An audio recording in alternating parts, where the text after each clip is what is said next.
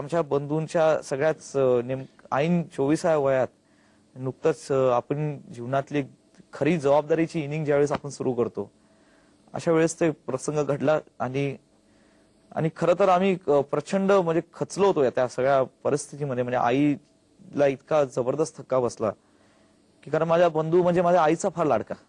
आमच्यात मी, माझी बहीण आणि माझे थोरले बंधू असे आम्ही 3 भावंड.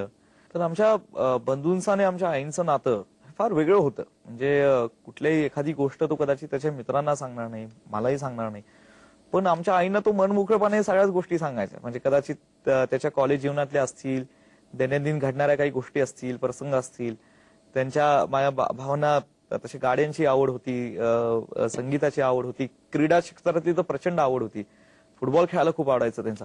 त्या सगळ्या गोष्टी फुटबॉलशी संबंधित तुम्ही मोठ्या स्पर्धा अरेंज केल्या? हो, म्हणजे त्या भावाच्या प्रेरणेनेच आम्ही त्या सुरू केल्यात. तर ह्या सगळ्या बाबतीत तो मनमोकळेपणे आहे. आणि मला वाटतं एक मित्र आणि म्हणजे आई मुलगा हे जरी असलं तरी एक मित्रासारखे एकमेकांशी ते वागत होते आणि म्हणून त्यांची जवळीक फार होती. आणि म्हणून जेव्हा आमच्या बंधूंची घटना घडली तेव्हा आमच्या आईंना फार जबरदस्त धक्का बसला. आई वडिलांना दोघांनाही बसला, आमच्या सगळ्या कुटुंबाला बसला. पण आमच्या साहेब त्यांचा संपूर्ण जीवन प्रवास हा संघर्षातनं गेल्यामुळे आणि प्रत्येक गोष्टीसाठी त्यांना लढावं लागलं.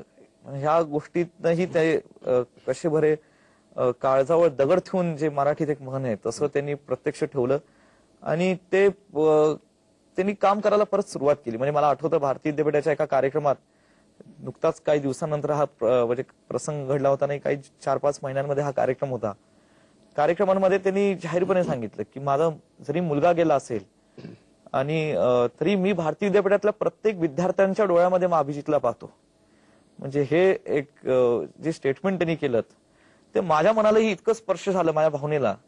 आणि तिथे मीही ठाणून घेतलं की खरंच जर आपल्याला आपल्या भावाची स्मृती जोपायची असेल, भावांमधल्या जे काही आपल्याला आठवणी जागृत ठेवायच्या असतील, तर आपण प्रत्येक आपल्या तरुण पिढीतल्या भारतीय विद्यापीठाच्या प्रत्येक विद्यार्थ्याच्या, प्रत्येक आपल्या सहकार्याच्या डोळ्यामध्ये आपण भावाला पाहूयात. मग ते खरं भावाची. आणि मग त्याच्यातून तुम्ही कामाला आम्ही सुरुवात केली. आमच्या आईंना जवळजवळ ह्या धक्क्यातनं मला काढायला जवळजवळ 2.5-3 वर्ष आम्हाला लागले. पण खरं तर मला एक सांगायचंय की मी फार खचलो होतो, कारण माझ्या भावाचा आधार मला प्रचंड होता सगळ्याच गोष्टींमध्ये. आणि माझ्या जीवनामध्ये कुठलाही प्रसंग माझ्यावर जरी आला असेल सुखदुःखाचा, त्या सर्व प्रसंगामध्ये म्हणजे त्या माझ्या भावाने मला फार साथ दिली. तो ज्यावेळेस गेला, तो नाहीये, तो घरात नाहीये, तो आपल्याबरोबर नाहीये, ही कल्पनाच पटत नव्हती. आणि ते कसं तरी फार मेंटली डिस्टर्ब झालो होतो आम्ही सगळे. पण कसं तरी म्हणजे ज्यावेळेस एक 5-6 महिने, वर्ष आम्ही काढलं, नंतर मीही दैनंदिन जीवनात पाहिलं की माझ्या आईला जेव्हा लक्षात आलं की म्हणजे तिला जेवढा त्रास होतो तेवढाच मला आणि आमच्या बहिणीला होतोय, तेव्हा माझ्या आईने माझ्या भावाची भूमिका घेतली. म्हणजे जे माझ्या भावाचं आणि माझ्या आईचं नातं होतं तेच माझं आणि माझ्या आईचं नातं नंतर निर्माण झालं. आणि मीही माझ्या आईला म्हणजे जसं म्हणजे आईशी माझा भाऊ बोलायचा मनमोकळेपणे सगळ्याच गोष्टी, तसं तुम्ही सुरू केलं. तसं मीही सुरू केलं आणि ते माझ्या आईंमुळे सुरू केलं. म्हणजे आमच्या आईने माझ्या भावाची भूमिका घेतली. हे म्हणजे ज्यावेळेस हा प्रसंग घडला, आता म्हणजे नियतीचा भाग असा की आम्ही तुळजापूरला पूजेलाच निघालेलो होतो, म्हणून विचारलं. आणि ते पूजेला जात असताना हा प्रसंग घडला. म्हणजे मी खरंच बोलेल की व्यक्तिशः माझं किंवा आमच्या कुटुंबातलं काही म्हणजे आई, आम्ही सगळेच 1-2 वर्ष हा परिणाम झाला आमच्यावर सुद्धा की खरंच एवढं सगळं देवधर्मचे सर्व सूत्र पाळत असताना, आपण ओढी लोकांची सेवा करत असताना, शिक्षण, सामाजिक कार्यातनं हा प्रसंग आपल्याला का हवा, हे प्रश्नाचं उत्तर मिळालं नाही आणि कदाचित मिळणारही नाही. पण ह्याच्या शोधात उगाच म्हणजे आपण वेडे होण्यात अर्थ नाही, असं 1-2-2.5 वर्षानंतर आम्हाला जाणवलं. आणि पुन्हा आम्ही म्हणला हा प्रश्न जर कदाचित या प्रश्नाचं उत्तर कोण देणार असेल तर कदाचित परमेश्वरच आपल्याला फक्त देऊ शकतो, दुसरं कोण देऊ शकत नाही. तर पुन्हा एकदा आम्ही ह्यातनं बाहेर पडलो आणि म्हणलं नाही, आपल्याला ज्या गोष्टी करायच्या आहेत त्या आपण करूयात. आपल्याला आज नाही पण इतर आपले जे काही गोष्टी असतील त्यांच्या आपण चांगल्या असे प्रसंग किमान भविष्य काळात येऊ नये म्हणून तरी आपण हेच कायम ठेवलं पाहिजे. म्हणून पहिले 2-3 वर्ष आमच्यावर निश्चित परिणाम झाला. म्हणजे मी थोडंसं जवळजवळ पहिले नास्तिकच 2 वर्ष झाला. नास्तिक झालो होतो असं म्हणायलाही हरकत नाही. पण नाही, मी परत परमेश्वराच्या दारी परत मी आलेलोय. आमच्या बंधूंना तशी गाड्यांची फार आवड होती. म्हणजे त्या दिवशी काही ते स्वतः चालवत नव्हते, ड्रायव्हर चालवत होते, ते मागे झोपलेले होते त्या प्रसंगाच्या वेळेस हा घडला. पण आमच्या आई वडिलांना काही लोकांनी सांगितलं होतं की बाबा गाड्यांपासून बंधूंना धोका आहे. आता ह्याच्यावर विश्वास ठेवायचा नाही ठेवायचा हा भाग साहजिक थोडासा वेगळा आहे, पण असं सांगण्यात होतं. पण आता हे होईलच असं कधीच आम्हाला वाटलं नाही. आणि मला असं वाटतं साहेबांनी म्हणजे गेल्या 35-40 वर्षाहून अधिक या शिक्षण भारतीय विद्यापीठाच्या स्थापनेपासून आज जे काही म्हणजे आमच्या 86 शाळा आहेत, 188 भारतीय विद्यापीठाच्या अंडर स्कूल्स आणि कॉलेजेस आहेत. आणि जे त्यांनी स्थापनेला वयाच्या 19व्या वर्षी ज्यावेळेस भारतीय विद्यापीठ स्थापन केलं त्यावेळी जे स्वप्न पाहिलं होतं की ही शिक्षण संस्था एके दिवशी युनिव्हर्सिटी होईल. ते युनिव्हर्सिटीचं स्टेटसही आम्हाला 96 साली central government ministry of HOD and युजीसीने आम्हाला दिलं.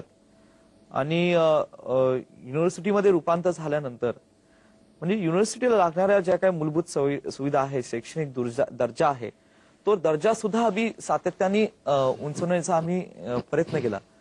साहजिक ह्या सर्व गोष्टींमध्ये साहेबांची दूरदृष्टी मार्गदर्शन आम्हाला लाभलं. पण संस्थेमध्ये काम करणारे आमचे काही प्राध्यापक शिक्षक यांनीही त्यामध्ये फार मोठं असं योगदान दिलं. आणि भारतीय विद्यापीठाला म्हणजे नुकतंच आमचं अक्रेडिएशन झालं. म्हणजे या देशातील असणाऱ्या सर्व युनिव्हर्सिटीज आणि शिक्षण संस्थांना अक्रेडिएशनला सामोरे जावं लागतं, विशेषतः ज्यांनी गुणवत्ता टिकवायची आणि वाढवायची. अशा नॅशनल असेसमेंट अँड अक्रेडिएशन काउन्सिलकडनं आम्हाला अक्रेडिएशन झालं. आणि मला फार कौतुकाने सांगायचं आणि अभिमानाने सांगायचं आहे की भारतीय विद्यापीठ युनिव्हर्सिटी ही एकमेव त्या काळातली युनिव्हर्सिटी होती ज्यांना नॅशनल असेसमेंट अँड अक्रेडिएशन काउन्सिलकडनं ए ग्रेड मिळाला.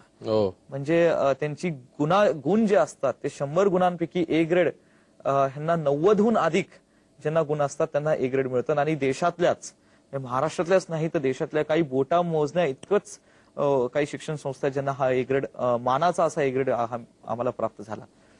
आणि त्याला अनेक काही गोष्टी असतात त्यामध्ये म्हणजे त्या शिक्षण संस्थेतलं इन्फ्रास्ट्रक्चर असतं, तिथे अकॅडमिक सिलेबस करिक्युलम कशा पद्धतीने राबवला जातो ह्याच्यावर गुण दिली जातात, तिथे अल्युमिनी असोसिएशन किती स्ट्रॉंग आहे, तिथे रिसर्च वर्क महत्वाचं सर्वात ज्या गुणांमध्ये दिलं जातं, रिसर्च वर्क किती केलं जातं ह्याच्यावर तो दर्जा ठरवला जातो. अशा या सर्व क्षेत्रांमध्ये भरीव असं भारतीय विद्यापीठातल्या सर्व फॅकल्टीचं योगदान असल्यामुळे हा ए ग्रेड आम्हाला देण्यात आला. तर हे एक पहिला टप्पा निश्चितपणे हा अत्यंत यशस्वीने आम्ही गाठला आणि त्याच्याही पुढे आता आम्ही गेलेलो आहोत. भारतीय विद्यापीठाने च्या देशामध्ये दुबईमध्येही आम्ही लवकरच जसा गुणवत्तेचा दर्जा टिकवला आणि वाढवला तसंच आम्ही शाखा विस्तार ही गेल्या 35-40 वर्षामध्ये आम्ही केला. भारतीय विद्यापीठाच्या शैक्षणिक संकुल आज पुण्याबरोबरच नवी मुंबई, सातारा, सांगली, कोल्हापूर, सोलापूर, रायगड जिल्ह्यात काही ठिकाणी अशा अनेक.